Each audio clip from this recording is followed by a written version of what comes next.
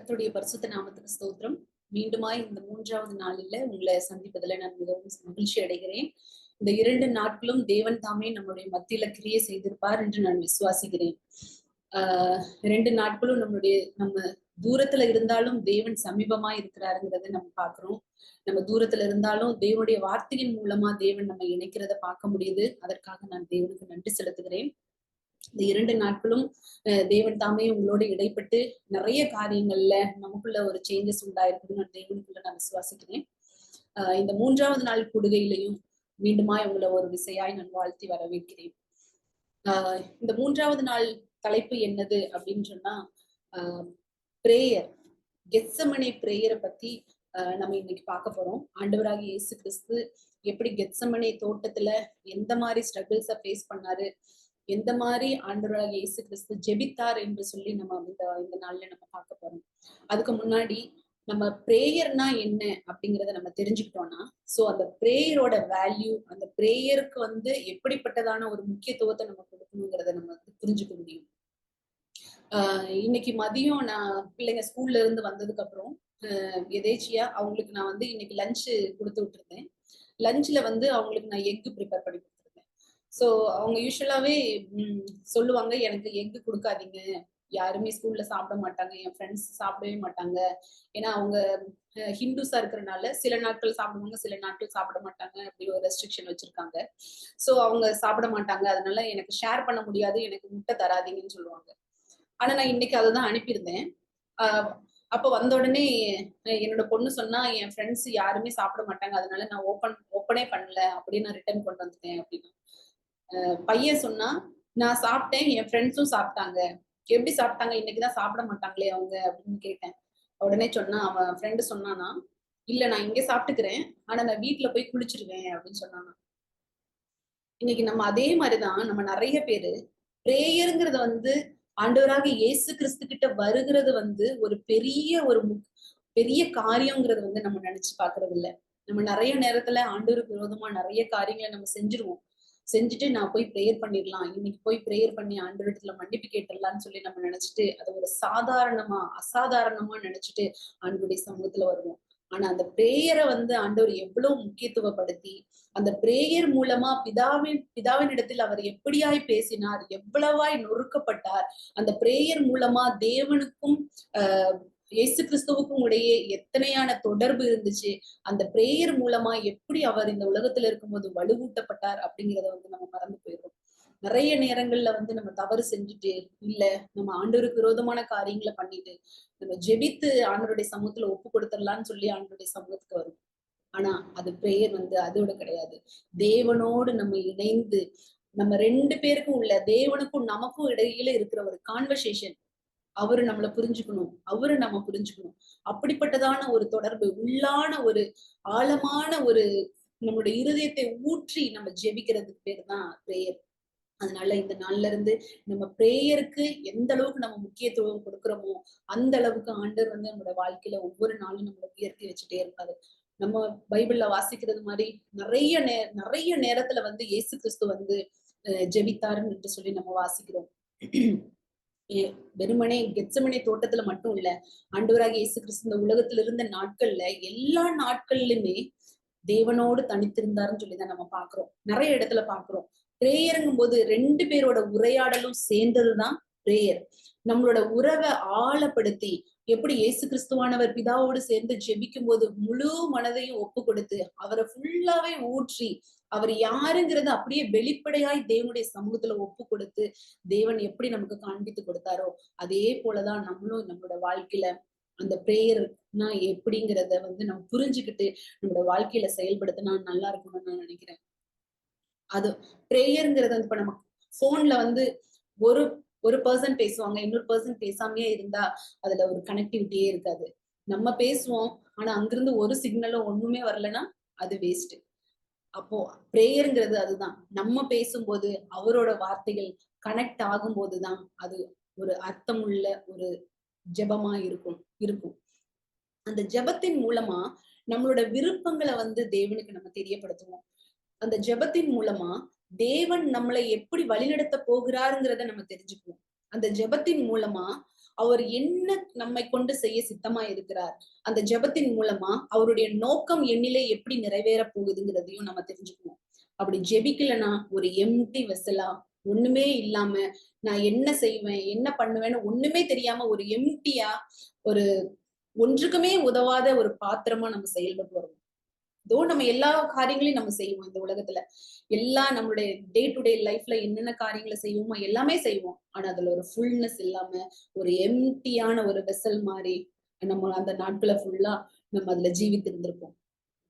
பிரேயருங்கிறத வந்து எடுத்த உடனே ஆண்டவருடைய சமூகத்துல போய், ஆண்டவரே எனக்கு இதை தாங்க அதை தாங்க, ஆஹ் எனக்கு இது வேணும் அது வேணும்னு சொல்லி ஆண்டவர்கிட்ட நம்ம கேட்காம, பிரேயர்னா ஆண்டவருடைய சமூகத்துல போகும்போது முதலாவது நம்மை நாமே தாழ்த்தி அவருடைய சமூகத்துல உட்கார்ந்து, ஆண்டவர் நம்ம எதுக்காக உருவாக்குங்கிறத வந்து நம்ம ஒரு நாள் மறந்து போகக்கூடாது. அவரை துதிப்பதற்காகவே நம்மளை உருவாக்கினார் என்று சொல்லி நம்ம வாசிக்கிறோம். அவரை துதிப்பதற்காக எப்படி தேவ தூதர்கள் பரிசுத்தர் பரிசுத்தர் என்று சொல்லி அவங்க போட்டி துதிச்சுட்டே இருக்காங்களோ, அதற்காகவே தேவன் நம்மளை உருவாக்கினாருங்கிறத வந்து நம்ம ஒரு நாளும் மறந்து போகக்கூடாது. ஆண்டவருடைய சமூகத்துல போகும்போது போன உடனேயே தேவ சமூகத்துல சப்ளிகேஷன்ஸை கொண்டு போகாம, பெட்டிஷன்ஸை கொண்டு போகாம, ஆண்டவருடைய சமூகத்துல உட்கார்ந்து, ஆண்டவரே நீங்க எவ்வளவு நல்லவரா இருக்கிறீங்க, நீங்க ஆராதனைக்கு பாத்திரரா இருக்கிறீங்க, நீங்க எப்படி 7 குத்துவிளக்குகளின் மத்தியில உலாவி கொண்டிருக்கிறீங்க, எப்படிப்பட்ட தேவனா இருக்கிறீங்க, நீங்க ஆராதனைக்கு உரியவர், நீங்க ஒருவரை பாத்திரர்னு சொல்லி அவரை புகழ்ந்து புகழ்ந்து அவரை துதிச்சுதான் நம்ம அந்த பிரேயரை நம்ம ஸ்டார்ட் பண்ணுவோம். சும்மா எடுத்தோம் கவுத்தோம் அப்படின்னு இல்லாம போய் ஆண்டவருடைய சமூகத்துல உட்கார்ந்து, ஆண்டவரே நீங்க எவ்வளவு நல்லவரா இருக்கீங்க, என்னோட வாழ்க்கையில எவ்வளவு காரியங்களை நேர்த்தியாய் செய்கிற தேவனா இருக்கிறீங்கன்னு சொல்லி, நீங்க அப்படிப்பட்ட தேவனா இருக்கிறீங்க, எல்லா தேவர்களுக்கும் மேலானவரா இருக்கிறீங்கன்னு சொல்லி நம்ம ஆண்டவரை துதிக்க துதிக்க துதிக்க அவருடைய கிருபை பெருகி கொண்டே இருக்குமா. ஜெபத்துல நம்ம இவ்வளவு காரியங்களை நம்ம பார்த்துதான் நம்ம ஜெபிக்கணும். ஜெபங்கிறது வந்து அவ்வளவு ஒரு இம்பார்ட்டன்டான காரியம். ஒரு கிறிஸ்தவ வாழ்க்கையில ஜெபம் இல்லையே ஜெயம் இல்லை. ஜெபம் இல்லைன்னா அது ஒரு செத்த பிணத்தை போலதான் நம்மளோட வாழ்க்கையில இருக்கும். ஒரு கிறிஸ்தவங்களா இருக்கும்போது அந்த ஜெபமே இல்ல, ஒரு கிறிஸ்தவர்கள் சர்ச்சுக்கு போறாங்க, பைபிள் வாசிக்கிறாங்க, எல்லாமே பண்றாங்க, ஏதோ மேல்புறமா ஒரு பிரேயர் பண்ணிட்டு நம்ம போறதை விட இப்படி ஒரு ஆழமான ஒரு பிரேயருக்குள்ள போகும்போது தேவனோடு அந்த உறவை வந்து நம்ம ஒவ்வொரு நாளும் புரிஞ்சு கொள்ள முடியும். அப்படி ஆண்டவரை துதிக்கலாம். முதல்ல போய் ஆண்டவரை அப்படி துதிக்கணும். துதிச்சதுக்கு அப்புறம் ஆண்டவர் இடத்துல நம்ம பாவங்களை அறிக்கையிட்டு தம்மை தாமே ஒப்பு கொடுக்கணும்.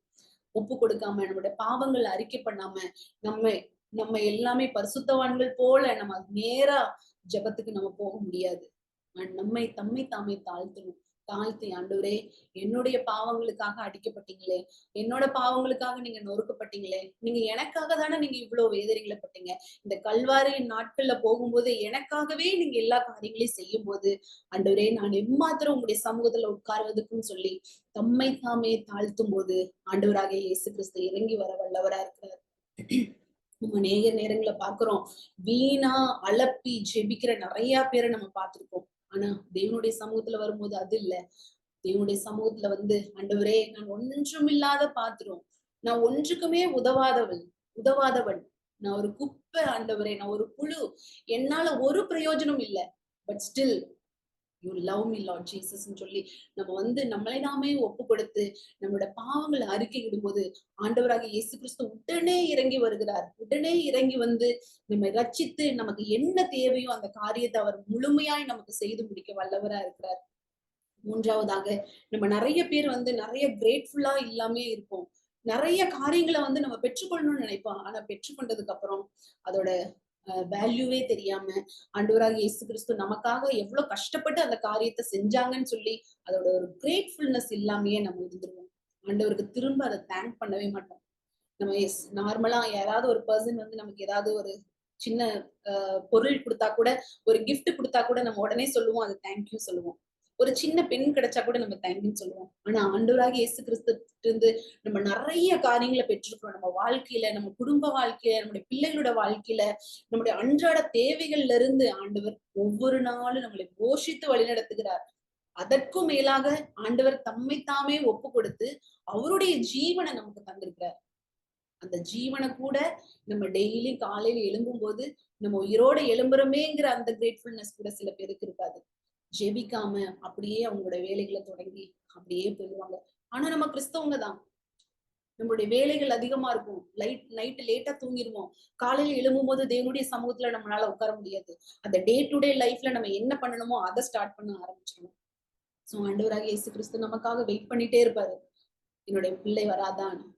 அப்படி ஒரு வெயிட் பண்ற அந்த சுச்சுவேஷனை நம்ம உருவாக்கிட்டு ஆண்டவர்கிட்ட இருந்து வாங்க வேண்டிய காரியத்தெல்லாம் நம்ம வாங்கிட்டு ஒரு கிரேட்ஃபுல்னஸ் இல்லாம இருக்கும். அப்படி இருக்கக்கூடாது. அந்த பிரேயர்ல நம்மை நாமே ஒப்பு கொடுத்ததுக்கு அப்புறம் ஆண்டவர்கிட்ட, ஆண்டவரே நீங்க என்னோட பிள்ளைகளோட வாழ்க்கையில இதை செஞ்சீங்களே, நாங்க ரொம்ப வருஷமா காத்துட்டு இருந்தோமே, எங்களுக்கு ஒரு கர்ப்பத்தின் கனியை கொடுத்தீங்களே, அதற்காக உமக்கு டெய்லியும் கேட்கணும். கர்ப்பத்தின் கனியை கொடுத்ததுக்கு அப்புறம் நம்ம அதை மறந்து போயிருவோம். ஆனா அது ஆண்டவரே எனக்கு கொடுத்தீங்களே, இதை பிளஸ் பண்ணீங்களே, அதற்காக உங்களுக்கு நன்றி செலுத்துகிறோம்னு சொல்லுவோம். நிலத்துல விளைகிறதுக்கு ஆண்டவர் விளைய செய்கிற தேவன். அவர் விளைய செய்கிறத நம்ம விளைய செஞ்சு அதோட ப்ராஃபிட்டை நம்ம எடுத்துக்குவோம். ஆனா அதை பார்க்கும் போதெல்லாம் ஆண்டவருக்கு நன்றி செலுத்துறவங்களா இருக்கணும் நம்ம. ஆண்டவரே இப்படிப்பட்டதான கஷ்டமான பாதையில நாங்க சென்றோம். கடன் பிரச்சனையில நாங்க சென்றோம். ஆனா நீங்க இந்த மாதிரி நேரத்துல எங்களோட கரத்தை பிடிச்சு தூக்குறீங்களே, அவர் மேல இருந்து நம்ம ஆழத்திலிருந்து நம்மை தூக்கி விடுகிற தேவனா இருக்கிறாரு என்று சொல்லி நம்ம சங்கீதத்துல வாசிக்கிறோம். ஆண்டவராகிய இயேசு கிறிஸ்து உயரத்துலதானே இருக்காரு. நமக்கு எந்த விதத்திலையும் எப்ப நம்ம கூப்பிடும் போதுதான் அவர் செவி கொடுக்க இல்ல. ஒரு எல்லா நேரத்திலையும் நம்மை கண் நோக்கி பார்க்கிற தேவனா இருக்கிறார். அப்ப அந்த பிரேயர்ல ஆண்டவருக்கு நம்ம நன்றி செலுத்துறவங்களா இருக்கணும். நான்காவதாக அதுக்கப்புறம் நமக்கான தேவைகளை ஆண்டவருடைய சமூகத்துல வைக்கணும். ஆண்டவரே எனக்கு இது தேவைப்பா. என்னோட வாழ்க்கையில இப்படி நான் முன்னேறதுக்கு நான் ஆசைப்பட்டேன். என்னோட வாழ்க்கையில இந்த காரியங்கள் என் பிள்ளைங்களுக்கு தேவைப்படுது. பணத்தின் தேவை, பொருளாதாரத்தின் தேவை, எதுவா இருந்தாலும் சரி, இதெல்லாம் எனக்கு தேவைப்படுது ஆண்டவரே. ஞானத்தில் நான் குறைவுள்ளவனா இருக்கிறேன். என்னோட ஆபீஸ்லயே ஆகட்டும், நான் வேற இடத்துலயே ஆகட்டும், நான் வெட்கப்பட்டு போயிடுறேன் சில நேரத்துல. ஆண்டவரே இதெல்லாம் எனக்கு தாங்கன்னு சொல்லி அதுக்கப்புறம் உங்களோட காரியங்களை ஆண்டவருடைய சமூகத்துல ஒப்பு கொடுக்கலாம். அது ஐந்தாவதா மற்றவர்களுக்காக நீங்க ஜெபிக்கணும். நான் நினைப்பேன், 1 மணி நேரம் ஆண்டவர் சீஷர்களை 1 மணி நேரமாவது விழித்திருக்க கூடாதான்னு சொல்லி ஆண்டவர் கேட்கிறாரு. எப்படி 1 மணி நேரம் பிரேயர் பண்றதுன்னு சொல்லி நான் முதல்ல ஆஹ் ஆண்டவருக்குள்ள ரொம்ப நெருங்குறதுக்கு முன்னாடி நான் யோசிச்சிருக்கேன். எப்படி 1 மணி நேரம் பிரேயர் பண்றதுன்னு சொல்லி. அதுக்கப்புறம் நான் எப்படி பிரேயர்னா என்ன, பிரேயரை நம்ம எப்படி பண்ணணும்னு நான் கற்றுக்கொண்டதுக்கு அப்புறம் அந்த 1 மணி நேரத்துல ஃபர்ஸ்ட் நான் ஸ்டார்ட் பண்ணும்போது அந்த 1 மணி நேரத்துக்கு 15 மினிட்ஸ் பிரைஸ் பண்ணணும், 15 மினிட்ஸ் கன்ஃபஸ் பண்ணணும், 15 மினிட்ஸ் தேங்க்ஸ் பண்ணணும்னு சொல்லி இப்படி 15 மினிட்ஸா நான் பிரிச்சு வச்சிருந்தேன். அப்ப நான் 15 மினிட்ஸ் வாட்ச் பார்த்து 15 மினிட்ஸ் ஃபர்ஸ்ட் ப்ரேயர் பண்ணுவேன். அடுத்த 15 மினிட்ஸ்க்கு வாட்ச் பார்த்து அதை கன்ஃபஸ் பண்ணுவேன். இப்படி நான் ஃபர்ஸ்ட் ஸ்டார்டிங்ல நான் என்னோட வாழ்க்கையில நான் பிராக்டிஸ் பண்ணேன். அதுக்கப்புறம் அந்த 1 மணி நேரம் போறது கூட தெரியாம ஆண்டவருடைய சமூகத்துல உட்கார்ந்து அவரை துதிக்க துதிக்க அந்த துதிகள் பெருகிக் கொண்டே இருக்கும். நம்ம ஒப்பு கொடுக்க நம்ம பரிசுத்தவான்கள் கிடையாது, நீதிமான் ஒருவனும் இல்லைன்னு சொல்லி வசனம் சொல்லுது. ஆண்டவருடைய சமூகத்துல ஒப்பு கொடுத்து அப்படியே அவருக்கு நன்றி செலுத்த எல்லாம் அப்படியே அந்த நேரங்கள் 1 மணி நேரம் கூட அப்படியே போயிடும். சோ அந்த மாதிரி நம்ம இந்த மாதிரி பிரேயருங்கிறத இந்த பேட்டர்ன்ல நம்ம பண்ணோம்னா அந்த பிரேயரோட வேல்யூ நம்மளால புரிஞ்சு கொள்ள முடியும். தேவன் எல்லா நேரத்திலயும் நம்மளுடைய ஜெபத்தை கேட்கிறவரா இருக்கிறாரு, நமக்கு பதில் கொடுக்கிற தேவனா இருக்கிறாருன்னு சொல்லி நம்ம பாக்குறோம். நம்ம பரிசுத்த ஆவியானவரோடு நம்ம நிறைஞ்சு இணைந்து நம்ம பிரேயர் பண்ணும்போதுதான் தேவனுடைய சித்தம் என்னங்கிறத நம்மளோட வாழ்க்கையில நம்ம பார்க்க முடியும். ஏனோ தானோன்னு நம்ம பிரேயர் பண்ணோம் அப்படின்னா தேவனுடைய சித்தம் என்னது, அவர் என்னை கொண்டு என்ன செய்ய சித்தமா இருக்கிறார், நான் எதை செய்வதற்கு தேவன் எதிர்பார்க்கிறார்ங்கிற காரியத்தை ஆண்டவருடைய சமூகத்துல நம்ம பெற்றுக்கொள்ளவே முடியாது ஒரு நாளும். நம்ம ஆண்டவராகிய இயேசு கிறிஸ்து கிறிஸ்தவர்களுக்காக சொல்லுது, இடைவிடாமல் ஜெபம் பண்ணுங்கன்னு சொல்லி. நம்ம இடைவிடாமல் சில காரியத்துக்கு நம்ம ஜெபிக்க மாட்டோம். ஜெபம் பண்ணுவோம், ஏதாவது ஒரு விஷயத்த ஆண்டவருடைய சமூகத்துல கேட்போம், அதுக்கு பதில் கொடுக்கலன்னா அப்படியே அந்த ஜெபம் ஃபேட் ஆகி அப்படியே போயிடும். அடுத்தது அந்த ஜெபத்துக்கு பதில் கிடைக்கலையேன்னு சொல்லி அதை அப்படியே விட்டுருவோம். ஆண்டவர் சில காரியங்களுக்கு தாமதிப்பார், சில காரியங்களுக்கு உடனே ஆண்டவர் பதில் அளிக்கிற தேவனா இருக்கிறார். அவர் சில காரியங்களுக்கு தடையா இருக்கிறாரா, இடைவிடாமல் ஜெபிக்க சொல்லியிருக்கிறாரே, எப்பவுமே ஜெபிங்கன்னு சொல்றாரே. அப்ப நம்ம ஒரு காரியத்துக்காக நம்ம ஜெபிக்க ஆரம்பிச்சோம் அப்படின்னா அந்த காரியத்துல நடக்காம இருக்குது, அது ஒரு தடையா இருக்குது அப்படின்னா ஆண்டவர்கிட்ட கேட்கணும், ஆண்டவரே இது எதற்காக இது தடையா இருக்குது, ஏன் இந்த காரியத்துல நீங்க மௌனமா இருக்கீங்க, எதனால இது நடக்கலன்னு சொல்லி ஆண்டவரிடத்துல கேட்கும் போது ஆண்டவர் அந்த காரியத்துல எதற்காக அமைதியா இருக்கிறாருங்கிறத ஆண்டவருக்கு தெரியப்படுத்துவார். அப்ப தெரியப்படுத்தும் போதுதான் நம்மை நாமே சரி செய்து கொள்ள முடியும். நம்மள சரி செய்யாத வரைக்கும் நம்மளோட பிரேயர்ல பரிசுத்தாவியானவரோடு இணைஞ்சு நம்ம செய்யாத வரைக்கும் நம்ம வாழ்க்கையில என்ன செஞ்சாலும் அது வேஸ்டா தான் முடிஞ்சிருக்கும். நம்முடைய பைபிள்ல வாசிக்கிறோம், நம்ம பிதாக்கள் எந்த மாதிரி எல்லாம் பிரேயர் பண்ணாங்கன்னு நம்ம பார்த்திருக்கோம் நம்மளுடைய பிதாக்கள். அப்புறம் தீர்க்கதரிசிகள் நிறைய பேர் எப்படி பிரேயர் பண்ணாங்கன்னு பைபிள்ல இருக்கு.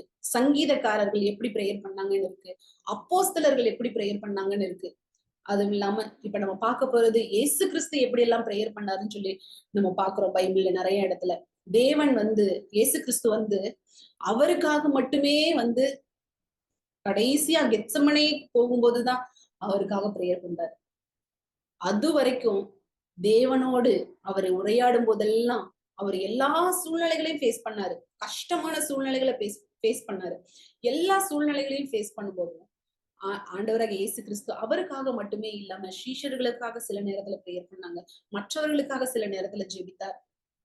அதே போல அவர் எல்லா நேரத்திலையும் தனித்திருந்து பிரேயர் பண்ணாரு, ஜெபித்தாருன்னு சொல்லி நம்ம பாக்குறோம். தனித்திருந்தார். ஏன் அவர் தனியா இருக்கணும்? அவ்வளவு கூட்டங்கள் அவரை சூழ்ந்தேதான் இருந்துச்சு. சீஷர்கள் எப்பொழுதுமே அவரோட கூடதான் இருந்தாங்க. ஏன் அவர் தனியா போகணும்? நம்ம தனியா போகும்போதுதான் அந்த மெல்லிய சத்தத்தை நம்ம ஆண்டவராகி நம்ம கேட்க முடியும். அவருடைய மெல்லிய சத்தத்தை நம்ம கேட்கணும்னா அப்படி தனித்து போய், அவர் சில இடத்துல நம்ம பாத்தீங்கன்னா வனாந்தரத்துல தனியா இருந்து ஜெபித்தாருன்னு சொல்லி நம்ம பாக்குறோம். வனாந்தரம்னா எப்படி இருக்கும்? ஒண்ணுமே இருக்காது, ஒரு ட்ரீ கூட இருக்காது, ஒரு மாதிரி வனாந்தரமா, ஒரு மாதிரி ஒண்ணுமே இல்லாம ஒரு எம்டியான ஒரு பிளேஸ், யாருமே இல்லாத இடம். அந்த மாதிரி ஒரு இடத்துல போய் தனித்திருந்து ஜெபித்தாருன்னு சொல்லி நம்ம வாசிக்கிறோம் நிறைய இடத்துல. நம்மளும் அதே போலதான் நம்மளுடைய பிரேயருக்கு ஒரு இம்பார்ட்டன்ஸ் கொடுக்கணும். பிரேயர்னா ஒரு சாதாரணமான ஆரம்பத்துல சொன்னது போல நினைக்காம தேவனோடு உரையாடுவதுதான் பிரேயர், ஜெபம்.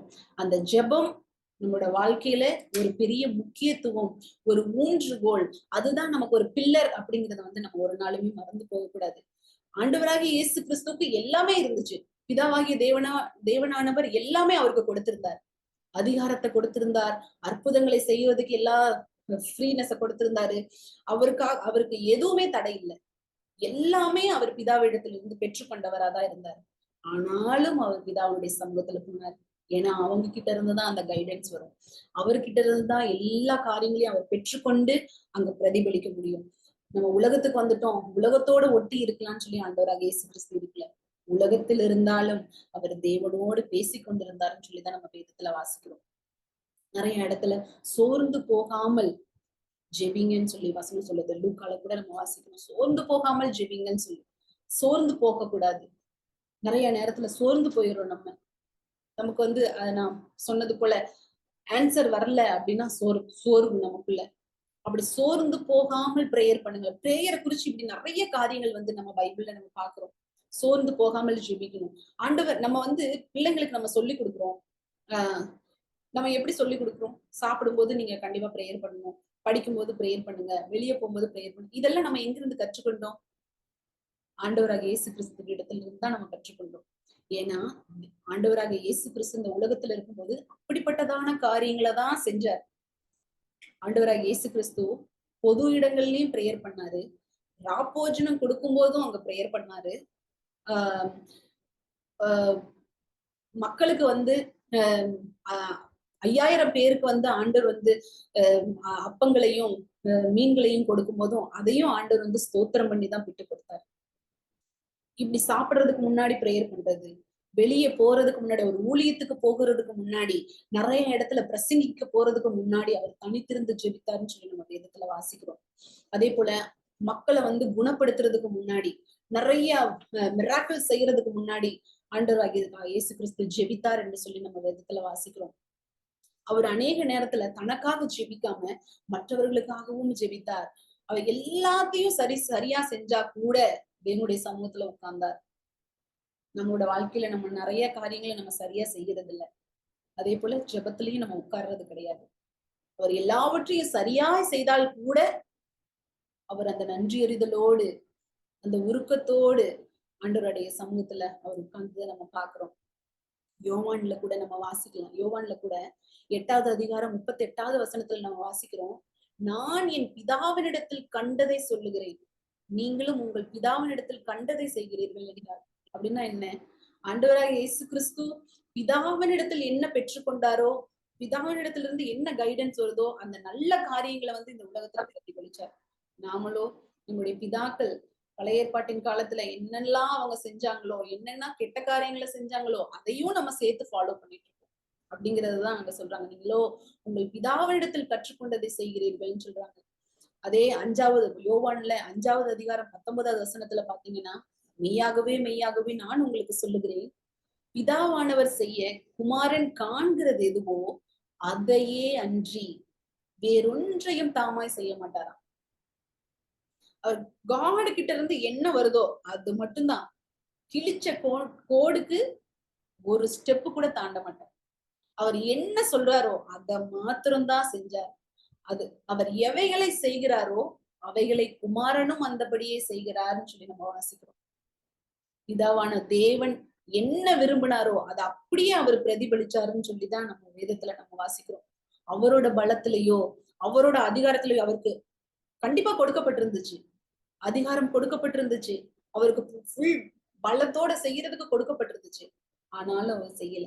பிதாவானவர் என்ன சொல்றாரோ அதை கேட்டு அதே போல அதுல ஒரு பிசகளும் இல்லாம அப்படியே நேரா அதுல எந்த ஒரு மாற்றமும் இல்லாம அப்படியே செய்தாருன்னு சொல்லிதான் நம்ம பார்க்கிறோம்.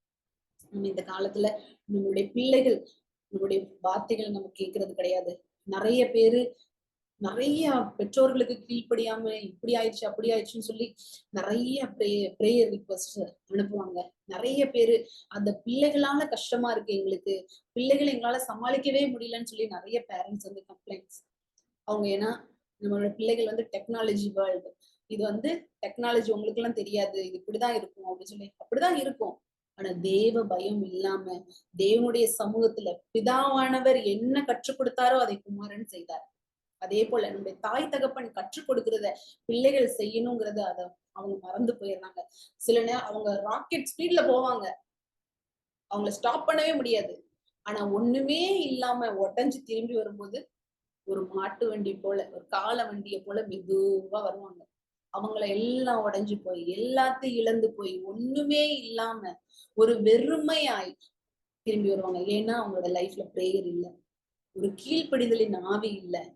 குமாரன் எப்படி பிதாவானவருக்கு கீழ்ப்படிந்தாரோ அந்த ஒரு கீழ்ப்படிதல் நம்முடைய பிள்ளைகளுக்கு கிடையாம போயிடுச்சு. எப்படி கெட்ட குமாரன் எனக்கு எல்லா ஆஸ்திகளையும் கொடுங்க, எனக்கு வேணும், நான் எடுத்துட்டு போயிடுறேன், எல்லாத்தையுமே தந்துருங்கன்னு சொல்லி எல்லாத்தையும் வாங்கி ராக்கெட் ஸ்பீட்ல வெளியே போனாரு. ஆனா திரும்பி வரும்போது ஒண்ணுமே இல்லாம வெறுமையா அழுது புலம்பி கதறி, என்னை யாராவது ஏற்றுக்கொள்ள மாட்டாங்களா, என்னை யாராவது தப்ப வைக்க மாட்டாங்களா இந்த இந்த கட்டுகள்ல இருந்துன்னு சொல்லி அப்படியே அவர் வெறுமையாய் அந்த வீட்டுல திரும்பி வர்றதை நம்ம பாக்குறோம். இன்னைக்கு நிறைய வீட்டுல ஹஸ்பண்ட் அண்ட் ஒய்ஃபுக்குள்ள வந்து ஆர்கியூமெண்ட்ஸ், எப்ப பார்த்தாலும் ஆர்கியூமெண்ட்ஸ், ஒருத்தர் ஒருத்தர் விட்டு கொடுக்கறது கிடையாது. நிறைய வீட்டுல பாத்தீங்கன்னா ஹஸ்பண்ட் தான் ஒய்ஃபா இருப்பாங்க, ஒய்ஃப் தான் ஹஸ்பண்டா இருப்பாங்க. ஆண்டவர் எதற்காக கணவனை வந்து ஒரு தலைவரா அந்த குடும்பத்துல ஏற்படுத்தி வச்சாங்கிறத வந்து நிறைய குடும்பத்துல வந்து மறந்து போயிருவாங்க. அப்படி நிறைய குடும்பத்தில் உள்ள பிரச்சனைகளை நம்ம பார்க்கிறோம். இன்னைக்கு இருக்க காலகட்டத்துல பாத்தீங்கன்னா எல்லா குடும்பத்திலயும் பிரச்சனை நிறைய. ஒரு 70 to 80% ஃபேமிலிஸ் பாத்தீங்கன்னா பிரச்சனை பிரச்சனை நிறைந்த ஃபேமிலியா தான் நம்ம பார்க்கிறோம். ஏன்னா அங்க ஜெபம் இல்லை, ஜெபம் இல்லை, தேவனுடைய சத்தத்தை கேட்டு அதன்படி ஜீவிக்கிற ஜீவியம் இல்லை. அதனாலதான் அந்த இடத்துல எல்லாம் லேக் ஆகுது. அப்படி லேக் ஆக தான் அவங்களுடைய ஃபேமிலில அப்படிப்பட்டதான ஒரு பிரச்சனை, அதனால பிள்ளைகளுக்குள்ள ஒரு குழப்பம், இப்படிப்பட்டதான காரியங்கள்ல பர்ஸ்ட் ஆகி ஒரு சில நேரத்துல அப்படியே எக்ஸ்ப்ளோர்ட் ஆயிடுறாங்க. அப்படி இருக்கும்போதுதான் நிறைய பிரச்சனைகள் வெளியே வருது. மற்றவர்கள் போய் தீர்த்து வைக்க வேண்டியதான காரியங்களுக்குள்ள அவங்க தள்ளப்படுறாங்க. அது ஏன்னா அது ஜெபத்தின் குறைவு. ஜெபம் என்பது தேவனோடு நம்ம இணைந்திருப்பது, தேவனோடு உறவாடுவது, தேவனோடு நம்மளுடைய ஃபுல்லா நம்ம இருதயத்தை ஊற்றுவதுதான் ஜெபம். அந்த ஜெபம் நம்மளோட வாழ்க்கையில கண்டிப்பா இருக்கிறது அவசியமானதுங்கிறது தான் ஆண்டவர் வந்து கெத்சமனே பிரேயர் வரைக்கும் கடைசியில கிராஸ்ல தொங்குறது வரைக்கும் ஆண்டவராக இயேசு கிறிஸ்து நமக்கு அதை வழிகாட்டியா அதை நமக்கு சொல்லி கொடுத்துட்டு போயிருக்கிறாரு. நான் நியூஸ்ல பார்த்தேன் இன்னைக்கு, அம்மா பிள்ளை 2 பேரும் ஒரு வீட்டுல இருந்திருக்காங்க. அவங்க கிறிஸ்டியன் ஃபேமிலி தான். ஆனா கிறிஸ்டியன் ஃபேமிலி டெய்லி அவங்க வீட்டுல ப்ரேயர் பண்ணுவாங்களாம். டெய்லி சத்தமா தான் ப்ரேயர் பண்ணுவாங்களாம். இப்ப நான் மதியம் அந்த நியூஸ பார்த்தேன். சத்தமா ப்ரேயர் பண்ணுவாங்க. எப்பவுமே வந்து பாடல் சத்தம் கேட்கும். நைட் வந்து அந்த மாதிரி ப்ரேயர் பண்ணுவாங்க அப்படின்னு சொல்லி அதுல நியூஸ்ல சொல்றாங்க. ப்ரேயர் பண்ணுவாங்க. ஆனா அன்னைக்கும் ஏசப்பா ஏசப்பான்னு சத்தம் கேட்டுச்சாம். சத்தம் கேட்டதுனால பக்கத்துல இருக்கிறவங்க எல்லாம் நினைச்சாங்க இன்னைக்கும் அவங்க நார்மலா ப்ரேயர் பண்ணிட்டு இருக்காங்க அப்படின்னு நினைச்சிட்டு பக்கத்துல இருக்கிறவங்களும் ஒரு இதுவும் மூச்சு காட்டிக்கல. ஆனா கொஞ்ச நேரத்துல அவங்களுக்கு அந்த ஏசப்பா ஏசப்பாங்கிற சத்தம் வந்து வித்தியாசமா இருந்துச்சாம். அதனால அக்கம் பக்கத்துல இருக்கிறவங்க ஓடி வந்து பாத்திருக்காங்க. பார்த்தா உள்ள 2 டெட் பாடி. அவங்க கிட்ட இருக்கிற நகைகளை பறிச்சுட்டு அவங்க போய் ஒளிஞ்சிருந்திருக்காங்க எங்கேயோ காட்டுக்குள்ள. சோ இப்படிப்பட்டதான சூழலை நம்ம பாக்குறோம். மற்றவர்களுக்குள்ள மற்றவர்களோட அந்த நம்ம நம்ம ஆண்டவராக இயேசு கிறிஸ்துவ நம்ம நேசிச்சோம்னா அவரோட பேசிட்டே இருப்போம். அதுக்காக தான் நான் இதை சொல்றேன். இந்த குடும்பத்துல எப்பவுமே ப்ரேயர் பண்ணிட்டு இருந்தாங்கன்னு சொல்லி அந்த நியூஸ்ல சொன்னாங்க. அந்த நியூஸ்ல சொல்லும் போது எனக்கு சந்தோஷமா இருந்துச்சு. ஆண்டவராக இயேசு கிறிஸ்துவ இப்படி எவ்ரிடே அவங்க ப்ரேயர் பண்றாங்கிறத வந்து ஒரு கன்ஃபஸ் பண்றாங்களேன்னு சொல்லி எனக்கு ரொம்ப சந்தோஷமா இருந்துச்சு. அதுக்காக தான் நான் இதை வந்து இந்த நியூஸை வந்து நான் உங்களுக்கு சொல்றேன். ஏன்னா நம்ம ஒருத்தரை நேசிக்கும் போது அவங்கள குறிச்சே தான் நம்ம பேசுவோம். அவங்கள குறிச்சே தான் எப்ப பார்த்தாலும் அவங்க இப்படி அப்படி இப்படின்னு சொல்லி அவங்கள பத்தியே தான் ஒரு நினைவுகள் நமக்குள்ள இருக்கும். அவங்கள நேசிக்கிறதுனால அவங்கள பத்தியே தான் நம்ம எல்லாமே சொல்லுவோம். அதே போலதான் ஆண்டவராகிய இயேசு கிறிஸ்து பிதாவாகிய தேவனை நேசிச்சதுனால அவர் செஞ்ச காரியங்களை, அவரிடத்திலிருந்து கற்றுக்கொண்ட காரியங்களை சீஷர்களுக்கும் மற்றவர்களுக்கும் அதை பிரதிபலித்துக் கொண்டே இருந்தாருன்னு சொல்லி நம்ம வாசிக்கிறோம். இயேசு இயேசு கிறிஸ்து வந்து இந்த உலகத்துல இருக்கும்போது எப்படி ஜெபிக்கணும்னு சொல்லி சீஷர்களுக்கு கற்றுக் கொடுத்தாங்க. எப்படி ஜெபிக்கணும்னு கற்றுக் கொடுத்த பரமண்டத்தில் இருக்கிற எங்கள் பிதாவே, உங்களுடைய ராஜ்யம் வருவதாக, உங்களுடைய சித்தம் பரமண்டலத்திலே செய்யப்படுகிறது போல பூமியிலேயும் செய்யப்படுவதாக. எங்களுக்கு வேண்டிய ஆகாரத்தை தாங்கப்பா. எங்கள் கடனாளிகளுக்கு மன்னிக்கிறது போல எங்களையும் நீங்க மன்னிச்சிருங்க. அப்படியே அந்த பிரேயரை வந்து சீஷர்களுக்கு ஆண்டவராக இயேசு கிறிஸ்து கற்றுக் கொடுக்கிறாரு. நம்ம வந்து நமக்காக மாத்திரம் இன்னைக்கு இருக்கிறதுல எல்லாமே நமக்காக மாத்திரம் நமக்காகன்னு நம்மளோட ஒரு செல்ஃபிஷ் வேர்ல்ட்ல இருக்கிறோம். நம்ம எல்லாருமே வந்து ஒரு செல்ஃபிஷா எல்லாமே நமக்கு தான். மற்றவங்களுக்கு அதை விட்டு கொடுக்கறதுக்கான ஒரு தன்மையே நமக்கு இருக்காது. ஈவன் சிப்லிங்ஸ்குள்ள கூட சின்ன பிள்ளைங்களா இருந்தாலும் சரி, பெரியவங்களா இருந்தாலும் சரி, அவங்களோட சான்ஸ அவங்களோட காரியத்தை மற்றவங்களுக்கு விட்டு கொடுக்கறதுக்கு அவங்களுக்கு வந்து மனசு வராது. இப்ப நிறைய இந்த உலகத்துல நம்ம பாக்குறோம் செல்ஃபிஷா. இப்ப எல்லாருமே பாத்தீங்கன்னா இப்ப வரக்கூடிய காலத்துல நிறைய பேர் யூடியூபரா மாறிட்டு இருக்காங்க. யாரா இருந்தாலும் வீடியோஸ் எடுத்துட்டு சும்மாவாவது ஏதாவது ஒரு வீடியோ எடுத்து யூடியூப்ல அப்லோட் பண்ணிடணும். எல்லாரும் ஒரு ஒரு சேனல் வச்சிருக்காங்க. அது எதுக்குன்னு தான் எனக்கு தெரியல.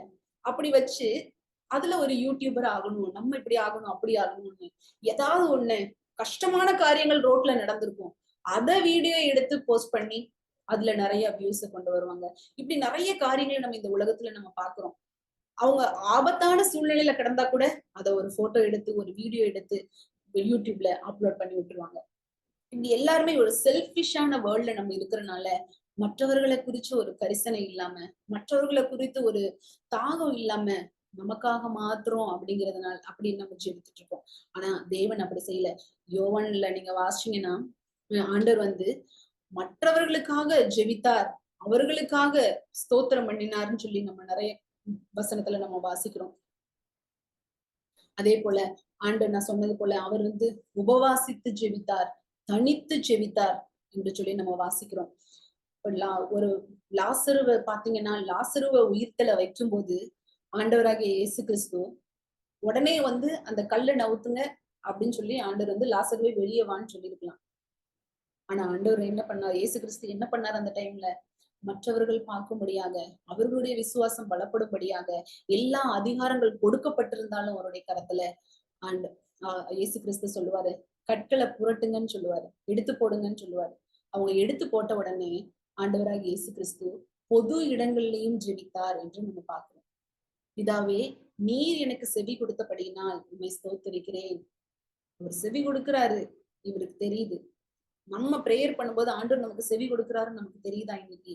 இல்ல நம்ம ஒரு சைடு மட்டும் பேசிட்டு அடுத்த சைடுல ஒரு கனெக்ஷனும் இல்லாம நம்மளோட வெறும் நம்ம வாய்கள்ல வருகிறத மாத்திரம் கொட்டி தீர்த்து விட்டு நம்ம வருகிறோமா? இல்ல அவர் செவி கொடுக்கிறார் என்பதை, அதுக்கு பதில் தருகிறார் என்பதை நம்ம கேட்கிறது அளவுக்கு நம்ம பொறுமையா இருந்து அந்த ஜெபத்துல நம்ம வெற்றியை பெற்று கொண்டிருக்கிறோமா இன்னைக்கு? இயேசு கிறிஸ்து அந்த இடத்துல, நீங்க செவி கொடுக்கிறதுனால நான் உங்களை ஸ்தோத்திரிக்கிறேன், நீர் எப்பொழுதும் எனக்கு செவி கொடுக்கிறீர் என்று நான் அறிந்திருக்கிறேன், எப்ப கூப்பிட்டாலும் நீங்க எனக்கு ஆன்சர் பண்ணுவீங்க அப்படின்னு இயேசு கிறிஸ்து ஸ்ட்ராங்கா சொல்றாரு அந்த இடத்துல. நம்மளால இன்னைக்கு சொல்ல முடியுமா? நான் எப்ப கூட்டாலும் தேவன் இறங்கி வருகிற தேவனா இருக்கிறாரு. அவர் அவரோட செவிகளை அடைத்துக் கொள்வதே இல்லை. எல்லா நேரத்திலும் திறந்த செவிகளோட தான் என்னோட சமூகத்துல இருக்கிறாருன்னு சொல்லி உங்களால இன்னைக்கு நம்மளால இன்னைக்கு சொல்ல முடியுமா? அத போல அதுக்கப்புறம் லாசர் ஜெபித்ததுக்கு அப்புறம் தான் ஒரு விடுதலை அப்படிங்கிறத வந்து இயேசு கிறிஸ்து காண்பித்து கொடுக்கிறாரு. அதுக்கப்புறம் லாசரு வெளியேவான்னு சொன்னாரு. உடனே லாசர் வெளியே வந்தான். 5000 பேருக்கு ஆண்டவராக இயேசு கிறிஸ்து அப்பங்களையும் மீன்களையும் விட்டு கொடுத்தார். கம்மியாதான் இருந்துச்சு கையில. 5000 பீப்புளுக்கு ஃபீட் பண்ற அளவுக்கு அவருடைய கரங்கள்ல இல்லை. ஆனா அதை எடுத்து வானத்தை நோக்கி அண்ணாந்து பார்த்து, ஆண்டவரே இதை ஆசீர்வதித்து கொடுன்னு சொல்லி கேட்டு ஜெபித்ததுக்கு அப்புறம் ஒரு அற்புதம் நடந்துச்சு அங்க. சோ இந்த மாதிரி பொது இடங்கள்ல வந்து தேவன் வந்து அற்புதங்களை செய்கிறத, அதுவும் ஜெபித்ததுக்கு அப்புறம் அற்புதத்தை செய்தார் என்று நம்ம பாக்குறோம் வேதத்துல. பாத்தீங்கன்னா தேவன் தனிமையில அதிகாலையில் இருட்டோட எழும்பி, மார்க் 1:35 வாசிக்கிறோம், அதிகாலை இருட்டோட எழுந்து தேவனுடைய சமூகத்துல உட்கார்ந்தாருன்னு நம்ம சொல்லி பாக்குறோம். அதிகாலை நேரத்துல ஜெபிக்கிறவரா இருந்தாரு. நம்மள எத்தனை பேர் இன்னைக்கு அதிகாலையில நம்ம ஜெபிக்கிறோம்? நிறைய நேரத்துல சோம்பேறித்தனத்தினால நம்ம வந்து தூங்கிடுறோம். நீதிமொழிகள்ல வாசிக்கிறோம், சோம்பேறியே நீ எவ்வளவு நேரம் படுத்திருப்பாய், எப்பொழுது உன் தூக்கத்தை விட்டு எழுந்திருப்பாய், இன்னும் கொஞ்சம் உறங்கட்டும், இன்னும் கொஞ்சம் கைமுடைக்கு தூங்கட்டும் என்பாயோ. வசனம் சொல்லுது, உன் தரித்திரம் வழி போக்கனை போலவும் உன் வறுமை ஆயுதம் வரும் சொல்லி வசனத்துல நம்ம வாசிக்கிறோம். நம்ம எந்த அளவுக்கு அந்த பிரேயருக்கு இம்பார்ட்டன்ஸ் கொடுக்கணும் நீங்க பாருங்க. இன்னைக்கு இப்படி கெத்செமனே தோட்டத்துல மார்க் 14:36 நீங்க பாத்தீங்கன்னா, ஆண்டவராகிய இயேசு கிறிஸ்து இந்த கெத்செமனே தோட்டத்துல பிரேயர் பண்ணும்போது தரையிலே விழுந்து, அந்த வேலை தம்மை விட்டு நீங்கி போக கூடுமானால் அது நீங்க வேண்டும் என்று வேண்டிக் கொண்டார். அப்ப ரொம்ப மரணத்துக்கு ஏதுவான ஒரு துக்கம்னு சொல்லி 34வது வசனத்துல நம்ம வாசிக்கிறோம். அதுக்கு முன்னாடி சீஷர்களை சொல்லியிருக்காரு, இங்கே தங்கி விழித்திருந்து ஜெபிங்கன்னு சொன்னாரு. ஆனா அவங்க ஜெபிக்கல. அவங்க என்ன பண்ணிட்டு இருந்தாங்க? தூங்கிட்டு இருந்தாங்க. ஆனா ஆண்டவராக இயேசு கிறிஸ்து அவருக்கு கண்ணீர் வரலையா, அந்த கண்ணீர் வந்து ரத்தமா வந்துச்சுன்னு சொல்லி நம்ம பாக்குறோம். நான் நிறைய நேரங்கள்ல யோசிச்சிருக்கேன், நம்ம வியாகுலப்பட்டு வேதனைப்பட்டு அந்த கெத்செமனே தோட்டத்துல அழுதார், கண்ணீர் தான் வந்திருக்கணும், ஃபுல்லா கண்ணீர் விட்டு கத்தி கதறி இருக்கலாம். ஆனா எப்படி அவருடைய கண்கள்ல அப்படியே ரத்தம் வந்துச்சுன்னு சொல்லி என்னால இப்ப வரைக்கும் அதை வந்து டைஜஸ்ட் பண்ணவே முடியல. அப்படிப்பட்டதான வியாகுலத்துக்குள்ள அவர் கடந்து சென்றாருன்னு சொல்லி நம்ம பாக்குறோம். அப்படி ஒரு கடினமான சூழ்நிலையில அவர் எதற்காக அந்த கடினமான சூழ்நிலைக்குள்ள போனார்? உங்களுக்காகவும் எனக்காகவும் தான். நம்ம செஞ்ச பாவத்திற்காக தான் அவரோட அந்த சுச்சுவேஷனுக்குள்ள அவர் கடந்து போக நேரிட்டது. அவர் சொந்த குமாரனே இந்த உலகத்துல அனுப்பிச்சாரு. அனுப்புனதுக்கு அப்புறம் எதுக்காக அனுப்பிச்சாரு? நம்முடைய பாவங்களுக்காக, நம்முடைய அக்கிரமங்களுக்காக, என் கால் செய்யற பாவங்களுக்காக அவருடைய கால்கள்ல ஆணி பாய்ந்தது. நம்முடைய கைகள் செய்கிற பாவத்திற்காக, என்னுடைய கண்கள் செய்கிற பாவத்திற்காக, என்னோட தலையில தேவையில்லாத யோசனைகளை போட்டு தேவையில்லாத காரியங்களை சிந்திக்கிறதுனால அவருடைய தலையில முள்முடி சூட்டினாங்கன்னு நம்ம பாக்குறோம். சோ அப்படிப்பட்ட வியாகுலத்துல இந்த 40 நாள் நீங்க அந்த லெந்து காலத்துல நீங்க எல்லாமே நம்ம அவரோட சிலுவையின் நாட்களை நம்ம நினைத்து இருக்கும் போது ஆண்டவர் இந்த ஜெபத்துல வந்து ஆண்டவர் எவ்வளவாய் கஷ்டப்பட்டாருங்கிறத நம்ம பாக்குறோம். நம்ம பிள்ளைங்க அந்த டைம்ல அவர் தனியா விடப்பட்டார். அவருக்கு யாருமே இல்ல, கூட சீஷர்களும் இல்ல, யாருமே இல்ல. இது என்னமாய் முடியும் அவருக்கு தெரியும். பிதாவாகிய தேவனானவர் கிட்ட நான் மறுபடியும் போவேன், அவர் மறுபடியும் என்னை ஏற்றுக்கொள்வார், மறுபடியும் அவரோட செல்ல பிள்ளையா தான் இருப்பேன்னு அவருக்கு தெரியும். ஆனாலும் இந்த உலகத்துல இருக்கிற அந்த ஸ்ட்ரகிள்ஸ வந்து அவர் எப்படி ஃபேஸ் பண்ணுவாருங்கிற ஒரு வியாகுலம், ஒரு கஷ்டம். தரை மட்டும் குனிந்து அங்க அல்றாரு, இது என்னை விட்டு நீங்க கூடுமானால் என்னை விட்டு எடுத்து போட்டுருங்க, ஆனாலும் அது என்னோட சித்தத்தின்படி இல்ல ஆண்டவரே, அது உங்களோட சித்தத்தின்படின்னு சொல்லி அந்த இடத்துல ஒப்பு கொடுக்கிறார் ஆண்டவரே இயேசு கிறிஸ்து. எல்லாரையும் அந்த சிலுவையின் நேரத்துல கூட நீங்க பாத்தீங்கன்னா, அந்த கெத்செமனே தோட்டத்துல இப்படி பிரேயர் பண்ணி ஒப்பு கொடுத்ததுக்கு அப்புறம் சிலுவையில போய் அவரு நிக்கும் போது கூட சொல்றாரு, பிதாவே இவர்களை மன்னிங்க, இவங்களுக்காக அவர் வேண்டுதல் செய்யறாரு. கள்ளர்களுக்காக இயேசு கிறிஸ்து வேண்டுதல் செய்கிறார். அவருக்கு தெரியும் அவரோட உயிர் போக போகுது, எல்லா காரியங்களும் நடக்க போகுது, நம்மளை விட்டு எல்லாமே பிரிய போகுது. இப்ப நம்ம பிள்ளைங்க கூட கொஞ்ச நேரம் நம்ம விட்டுட்டு போயிட்டோம், இல்ல கணவரை விட்டுட்டு போயிட்டோம், இல்ல வயதான பெற்றோர்களை நம்ம விட்டுட்டு போயிட்டோம்னாலே நம்ம கொஞ்ச நேரத்துல யோசிப்போம், இப்ப சாப்பிட்டாங்களா இல்லையா, இப்ப இது பண்ணுவாங்களா இல்லையான்னு சொல்லி நம்ம நிறைய நேரத்துல வந்து அவங்கள பத்தி நம்ம யோசிப்போம். போன் பண்ணி கேட்டுருவோம், இல்ல வீடியோ கால் பண்ணி பாத்துருவோம், எல்லாம் பண்ணிடுவோம். ஆனா பிதாவாகிய தேவன் தன்னுடைய ஒரே ஒரு சொந்த குமாரன், எல்லா அதிகாரங்கள் இருந்தாலும் அவர் தனிமையாய் விடப்பட்டார். அந்த நேரத்துல தனிமையாய் விடப்பட்ட சூழ்நிலையில யாருமே இல்ல, ஆதரிக்கிறதுக்கு ஒருத்தருமே இல்ல. அந்த சூழ்நிலையில தான் அழுதாரு. எனக்கு எதுவுமே தெரியும், அவருக்கு நிச்சயித்திருக்கிறார் அவர் திரும்ப அங்க செல்வார்ன்னு சொல்லி. ஆனா அந்த உலகத்துக்குள்ள இருக்கிற அந்த பாடுகளை எப்படி அவர் அனுபவிக்க போகிறாருங்கிற ஒரு பெரிய கேள்விக்குறியோட இருந்தார். ஆனாலும் அந்த சிலுவையில ஏறும்போதும் அவ்வளோ பாடுகள் நிறைந்தவரா இருந்தா கூட மற்றவர்களுக்காக கேட்கிறாரு, இவர்களை மன்னிங்க ஆண்டவரே, இவங்க செய்யறது என்னதென்று அறியாத இருக்கிறார்கள். அப்போ கூட அடுத்தவங்களுக்காக ஆண்டவரா இயேசு கிறிஸ்து வேண்டிக் கொள்கிறாருங்கிறத நம்ம வேதத்துல நம்ம வாசிக்கிறோம். லூக்கா எழுதின சுவிசேஷத்துல 23வது அதிகாரத்துல நம்ம வாசிக்கிறோம். ஸ்தேவான் ஸ்தேவான் கல்லெறிந்து கொல்லப்பட்டார். அவரும் அப்படிதான் சொல்றாரு, ஆண்டவரே இந்த பாவத்தை அவங்க மேல சுமத்தாதீங்கப்பா, அவங்க தெரியாம செய்யறாங்க, அவங்க என்ன கல்லெறிஞ்சாலும் பரவாயில்ல, என்னை துன்பப்படுத்தினாலும் பரவாயில்ல, என்னை குறித்த தேவையா இல்லாத காரியங்களை சொன்னாலும் பரவாயில்ல, அவங்கள மன்னிச்சிருங்க ஆண்டவரேன்னு சொல்லி அந்த இடத்துல ஸ்தேவான் அவர்களுக்காக வேண்டிக் கொள்ளுகிறத நம்ம பாக்குறோம். நம்ம இன்னைக்கு இந்த உலகத்துல நிறைய மற்றவங்களை மன்னிக்க முடியாத காரியங்கள், நிறைய காரியங்கள் நம்ம பாக்குறோம். எவ்வளவு நியூஸ்ல பாக்குறோம், எதையுமே பொறுத்து கொள்ள முடியாதது. நியூஸ்ல நேத்து பார்த்தேன், கர்ப்பிணி பெண் ஏதோ சந்தேகத்தின் பேர்ல அந்த கணவனால பொறுத்து கொள்ள முடியாம கழுத்தை நெரித்து கொன்றார் அப்படின்னு சொல்லி நியூஸ்ல பார்த்தேன். அப்படி மனுஷர்களுக்குள்ள ஒரு சொந்த மனைவி, அதுவும் அவர் நேசித்து திருமணம் செய்து கொண்ட மனைவி, ஆனாலும் பொறுத்து கொள்ள முடியல. யாருமே இவங்க எல்லாரும் பரிசேயர்கள், எல்லாரும் அவங்களை ஏமாற்றினவர்கள், வஞ்சகமாய் அவர்களை செஞ்சவங்க தான் இவங்க எல்லாருமே. ஸ்தேவானும் அதே ஸ்டேட்மெண்ட் தான் சொல்றாரு, இயேசு கிறிஸ்துவும் அதே ஸ்டேட்மெண்ட் தான் சொல்றாரு. இன்னைக்கு நம்மளால அப்படி சொல்ல முடியுமா? மற்றவர்களை நம்ம வந்து நம்மளால மன்னிக்க முடியுமா? அந்த பிரேயர் மூலமா தேவனாகிய ஆண்டவராகிய இயேசு கிறிஸ்து நமக்கு என்ன காட்டி கொடுத்தாரோ அதுல நம்மளால ஃபாலோ பண்ண முடியுதா இன்னைக்கு? அதுல ஆண்டவரே அந்த இன்னொரு வேர்டு கூட, இன்னொரு பிரேயர் கூட சொல்லுவாரு சிலுவையில, தேவனே தேவனே ஏன் என்னை கைவிட்டீர், எனக்கு ஒண்ணுமே இல்ல, நான் ரொம்ப தனிமையா இருக்கிறேன், எதுக்கு நீங்க என்ன கைவிட்டீங்க, நான் இந்த சூழ்நிலையை நான் எப்படி ஃபேஸ் பண்ணுவேன்னு சொல்லி ஆண்டவராகிய இயேசு கிறிஸ்து அழுகிறார் அந்த இடத்துல. ஆண்டவராகிய இயேசு கிறிஸ்து கண்ணீர் விட்டு, எதுக்கு நீங்க என்னை இப்படி விட்டீங்க ஆண்டவரேன்னு சொல்லி கதறாரு.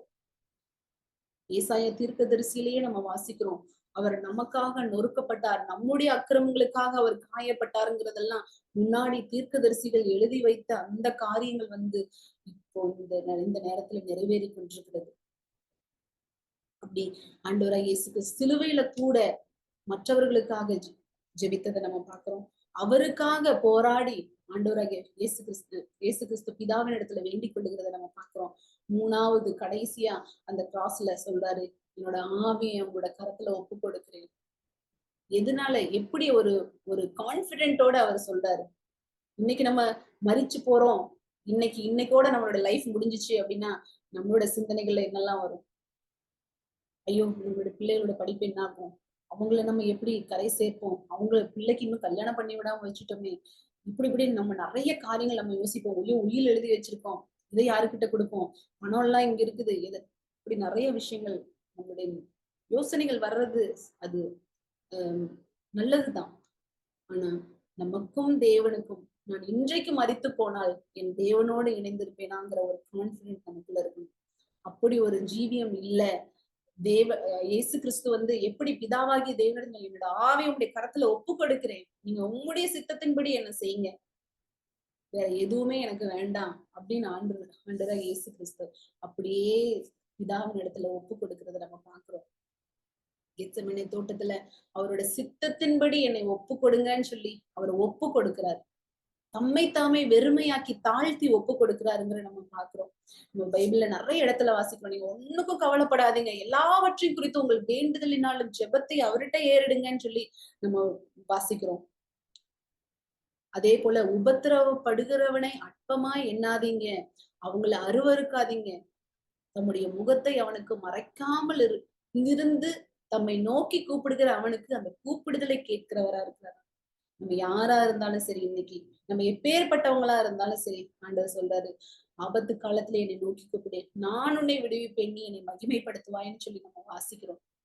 வெறுமனே நம்ம வசனங்களை மட்டும் வாசிச்சு நம்முடைய பிரேயரை ரொம்ப ஷார்ட் பண்ணிட்டு, எப்படி அலப்பிட்டு நம்ம பிரேயர் பண்ண வேண்டாம், நம்ம பிரேயர் ஷார்ட்டா இருந்தா போதும் நம்ம நினைச்சிட்டு, ஆண்டவராக இயேசு கிறிஸ்துவோடு இருக்கிற அந்த உறவை வந்து நம்ம விட்டு விடக்கூடாது. அந்த உறவு நமக்குள்ள ஸ்ட்ராங் ஆகணும்னா, அதிகாலையில இருட்டோட எழுந்து தனிமையாய் போய் தேவனுடைய சமூகத்துல நம்ம காத்திருக்கும் போது அவர் அப்படிப்பட்டதான அபிஷேகத்தால நம்ம நிறைப்பாருன்னு சொல்லி நம்ம பாக்குறோம். நம்மளுடைய ஒவ்வொரு நாளும் நம்மளுடைய ஸ்டெப்ல நம்ம எடுத்து வைக்கும் போது அவருடைய கிருபை நமக்கு வேணும், அவருடைய பிரசன்னம் நமக்கு வேணும், அவருடைய அபிஷேகம் நிறைந்ததா நம்மளுடைய ஸ்டெப் எடுத்து வைக்கும் போதுதான் அந்த டே ஃபுல்லா அவருடைய காரியங்களை நம்ம மற்றவர்களுக்கு பிரதிபலிக்க முடியும். அப்படியே நம்ம இயேசுவை பிரதிபலிக்க முடியும்னு சொல்லி நம்ம பாக்குறோம். மோசே வந்து இஸ்ரேல் ஜனங்களை கூட்டிட்டு போறதுக்கு முன்னாடி நீங்க எனக்கு கிருபை என் மேல இருக்குதுன்னு சொல்லி நீங்க சொல்லியிருக்கீங்க. ஆனா நீங்க உங்களோட வரலனா, உங்களுடைய பிரசன்னம் என்னோட கூட வரலனா நான் போக மாட்டேன். நீங்க என்னோடு கூட வந்தா மாத்திரமே நான் போவேன்னு சொல்லி அந்த இடத்துல கேட்கிறாரு. அப்போ ஆண்டவர் சொல்றாரு, என் சமூகம் உனக்கு முன்பாக செய்யும்னு சொல்லி. ஆண்டவராக இயேசு கிறிஸ்து இல்லாம, பிரேயர் இல்லாம நம்முடைய வாழ்க்கை வீண். நம்ம ஒன்றுமே கிடையாது. நம்ம எங்க போனாலும் சரி, நம்ம கிறிஸ்தவங்களா இருந்தாலும் சரி, ஆண்டவராக இயேசு கிறிஸ்துவை ஏற்றுக்கொண்டுட்டோம்னா, அதுக்கப்புறம் ஆண்டவராக இயேசு கிறிஸ்து நமக்காகவே பரிதபிக்கிறவரா இருக்கிறாரு. நம்ம சங்கீதம் 139 நம்ம வாசிக்கிறோம், என் உட்காருதலையும் என் எழுந்திருக்கலையும் நீங்க அறிஞ்சிருக்கிறீங்க. என்னோட நான் எங்க போனாலும் என்னோட நினைவுகளை நீங்க தூரத்துல இருந்து அறிகிறவரா இருக்கிறீங்களேன்னு சொல்லி அப்படியே அந்த சங்கீதத்தை வாசிச்சீங்கன்னா அவ்வளவு நல்லா இருக்கும். நான் படுத்தாலும் எழுந்திருந்தாலும் நீங்க என்னோட சூழ்ந்திருக்கீங்க. என்னோட வழிகள் எல்லாம் உமக்கு தெரியும் ஆண்டவரே.